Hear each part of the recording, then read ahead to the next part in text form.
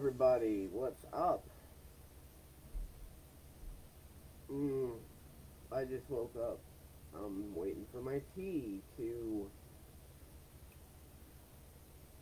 whatever it does sit, and that word that I can't think of. When your tea just sits and steeps. Yeah, that's it. Okay. Okay. So I just wanted to let everybody know what's going on, and I don't know. I don't know. It's the story of my life. Like, I don't know why God has to keep bringing me to the brink of destruction. Um,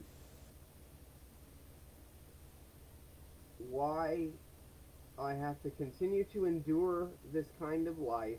Like, I don't get it. But anyway, so this is what's going on. It's happened I don't know how many times in my life, and it's always the same, and I'm a little bit freaked out by it, but I still trust God. And that's helping. But there's anxiety looming over me like a cloud of dread because, like, I've been in this position before many, many times. Weird.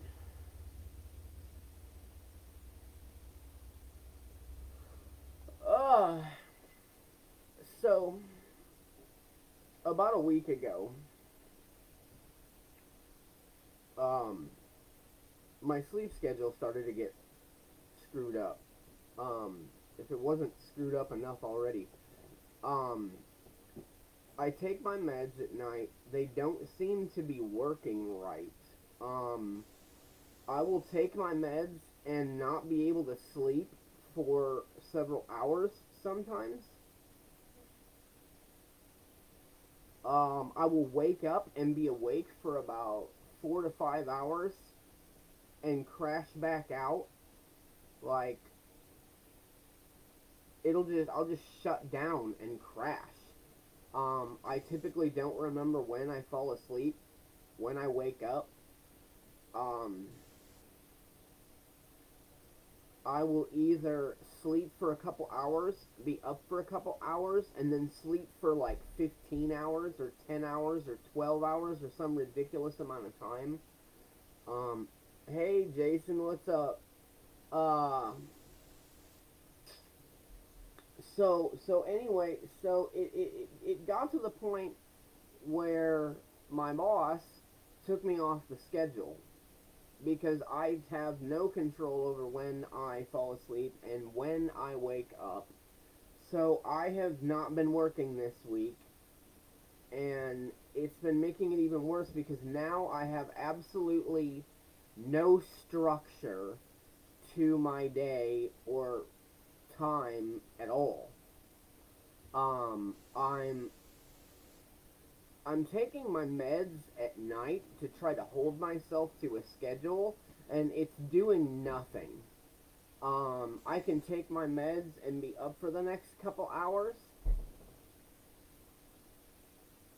and then fall asleep at some point a couple hours later, and then sleep all day or something.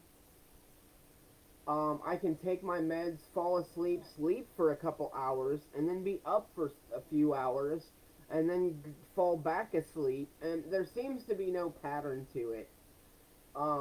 There seems to be no way, like, I can't seem to grasp control over it at all. And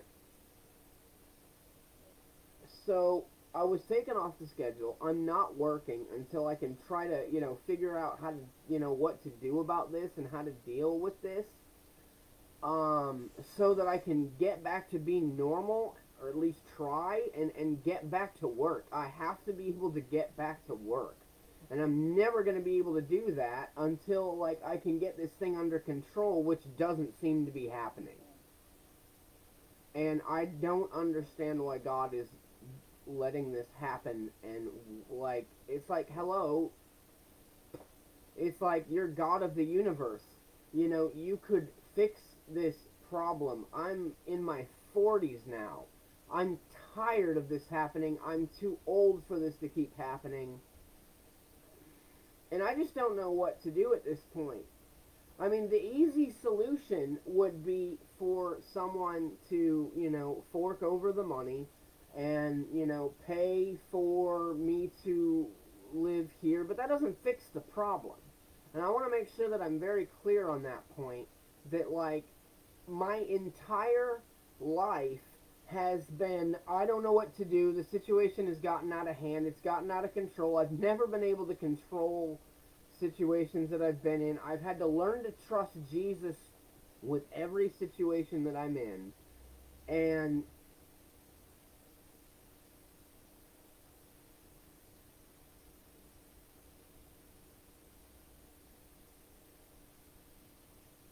for the most part, like over the years, he has kept everything together. He has kept it from falling apart, and he has kept me from destroying myself pretty much. One thing I can attest to, that I can testify to, is that I am prone to be destructive in my own life. And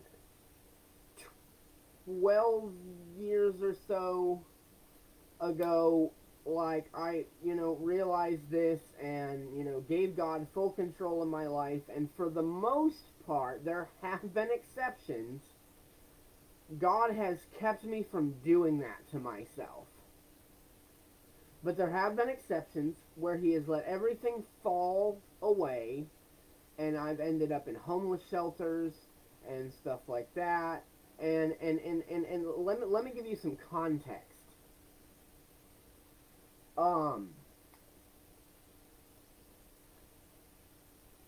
In 2006 is when I realized that I cannot control my life.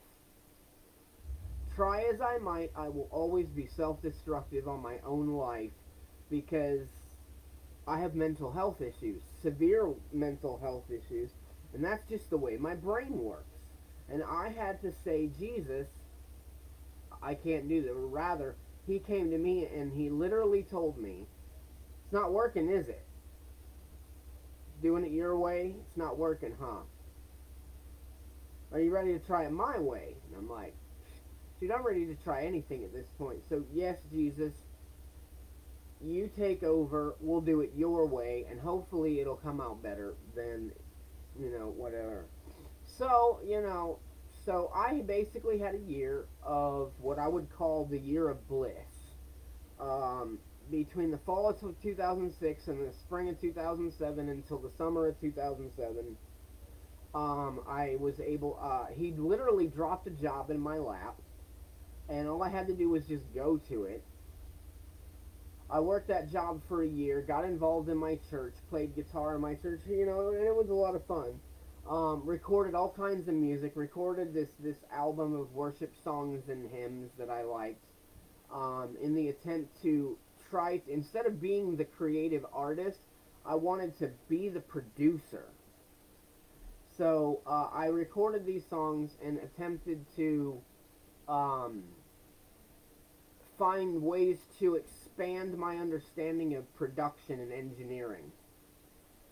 And, and literally, life was magical for like this year. If anybody has ever experienced a near-death experience, they'll know exactly what I'm talking about. I've experienced this twice in my life. When you experience an almost near-death experience,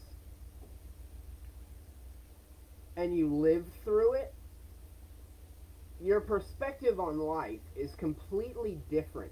You're like a child again, and everything has this wonder and magic to it. I was almost killed in 1990 when I was 12 years old because I was hit by a minivan going 55 miles an hour in a 35 mile an hour zone. I was not expected to live. They tried to chopper me out to the hospital, but there were too many houses in close proximity. They couldn't land the chopper. So they bussed me to the hospital in an ambulance. I had numerous broken bones and bodily injuries. I had severe head trauma. I was in a coma for, I believe, 3 days or so. Needless to say, that next year of my life was magical and full of wonder. This is how I felt. This is how I felt all over again. And yet, I worked this job for a year. About six, about 8 months into the job, it became a full-time job where I was working 40 hours a week and so on. So, so I'm working full time. God appears to be blessing me. And then one day in June, I misread the schedule and miss a shift, and my job is gone. I trusted God to handle the situation. And for whatever reason, he chose to let it fall apart. Clearly, he was moving me on to something else. Looking back in hindsight, I can see that now. And I ended up in a homeless shelter for a week in Peoria, Illinois, and it sucked. It was the most miserable, horrible experience of my life because nobody knows how to take care of the homeless. They treat them like children that need to be controlled. They set ridiculous,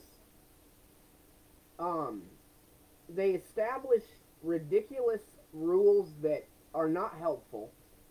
Like, you have to be in the shelter at 5 o'clock p.m. You have to get out and leave by 6 a.m.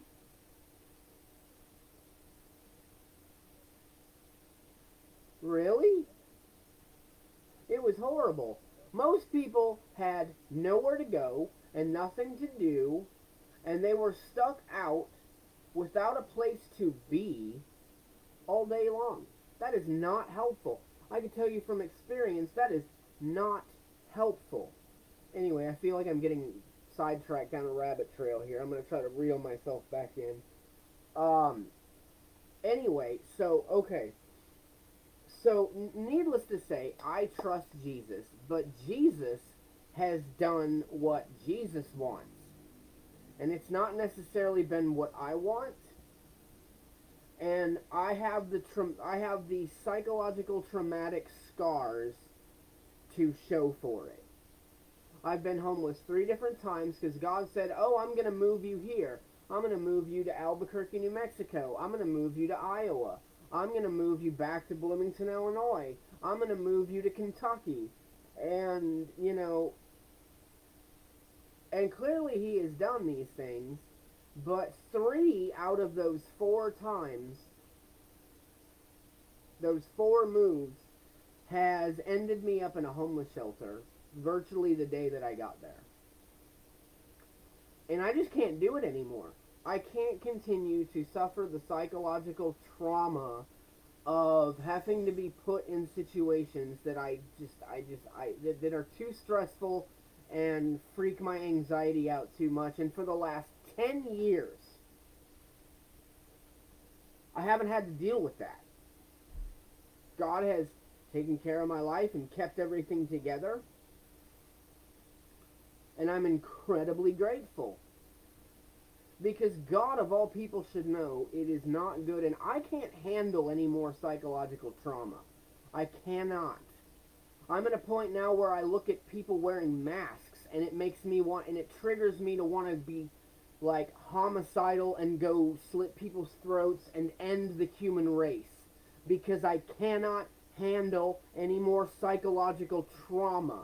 And the psychological trauma that triggers my brain when I see people wearing masks is that we are under attack. Our values in America is under attack by some globalist agenda to destroy the fabric of what America is, so it can usher in this global tyrannical totalitarian government, and we can all suck it until Jesus comes back and said, enough, I'm tired of you oppressing my people, I'm going to kick all of your asses. Because vengeance is the Lord's, and I know that. But I am at a point where, like, I'm about ready to snap and lose all grounding in reality and go carry out vengeance myself because I can't handle it. My brain doesn't work. I get delusional. I have bipolar with schizophrenic tendencies. That alone should be enough. I have ADD or ADHD, whatever they call that. I have the attention span of a gnat. I can't keep anything straight. I feel like I have early onset Alzheimer's or something because I can't ever remember anything. And God told me, I'm moving you back to Mount Vernon. You're going to get your job back, and I'm going to use you to do awesome things in ministry. And since I've been back, none of the ministry things have happened. I am pretty much socially isolated and kept to myself in my room, which I can't afford. And God decides to let my mind fall to pieces so that I lose my job, I lose my income, and now I'm sitting here with no money coming in a room I can't afford that's infested with vermin. And I'm losing my mental stability. I'm about to lose where I live, and none of the things are happening that God said He was going to use me for by moving me back here. And I have no idea what I'm supposed to do, and I'm realizing that sending money to pay for the room is not helping the situation. Like, that doesn't fix the situation. It just sticks a sock in its mouth for a little while longer. And I don't know what to do. And I don't know what God is doing. But it's very volatile. And part of me, probably the delusional part, thinks that God is, getting ready to put a sword in my hand and say, go slay the nations. Because they're evil, wicked, and deserve to die. Like, I have no idea, and I don't know what's going on. I have not been able to get anywhere, really, with doctors. I do have an appointment scheduled with the lady that does my medication on Tuesday. I have an appointment scheduled on Wednesday with my primary care physician, and I'm going to be discussing all of these things with her, and him, with them. But I mean, I've been trying to talk about things that have been going on all year, and I'm getting nowhere. And it doesn't help that I don't have a phone right now.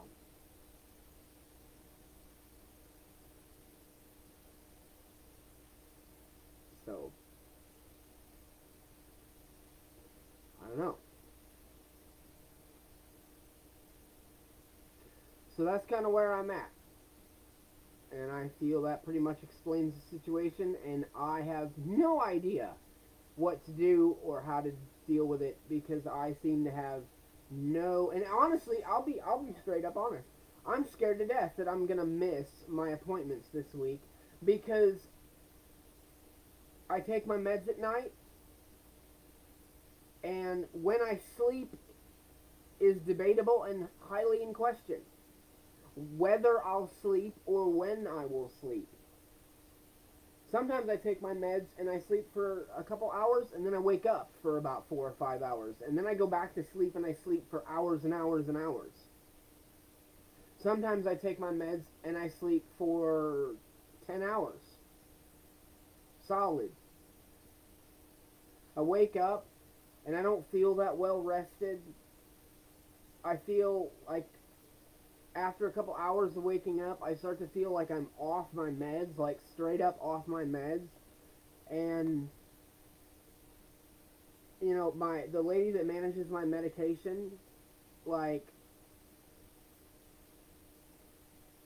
is probably gonna have to try me on different medication, and I don't have time to be a guinea pig. Like, I needed to get this in order and straightened out yesterday.